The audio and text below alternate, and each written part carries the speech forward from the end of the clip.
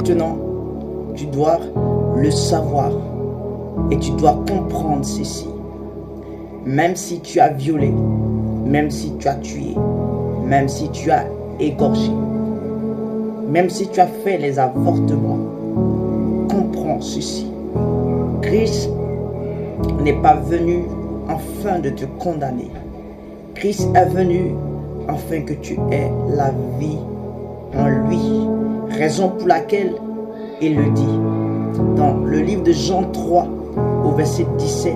Il dit, je ne suis pas venu pour condamner, mais je suis venu afin de sauver. Comprends que Jésus à la croix, cela démontre son amour. À la croix, il n'a pas jugé ces deux brigands. Au contraire, il a sauvé celui qui a cru en lui et qui a reconnu qu'il est pécheur. Dans Jacques 4, le verset 8, il est écrit, approchez-vous de Dieu et il s'approchera de vous.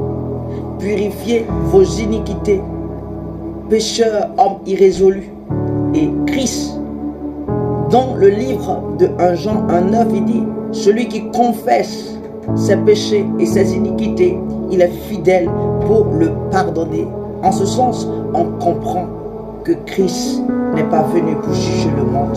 Il est venu afin de démontrer son amour qui est de sauver tous ceux qui reconnaissent qu'ils sont pécheurs, tous ceux qui reconnaissent qu'ils sont des pécheurs. Raison pour laquelle, lorsque les pharisiens se sont tenus devant lui, il a dit ceci, les justes n'ont pas besoin d'un docteur. Ceux qui sont bien portants n'ont pas besoin de docteur, mais ceux qui sont malades. Regarde mon ami, écoute bien mon ami, Dieu ne te condamne pas, Dieu ne te juge pas. Alors, ressaisis-toi et comprends que l'amour de Dieu pour toi est si grand, l'amour de Dieu pour toi est si vaste qu'on ne peut la contenir, qu'on ne peut la sonder.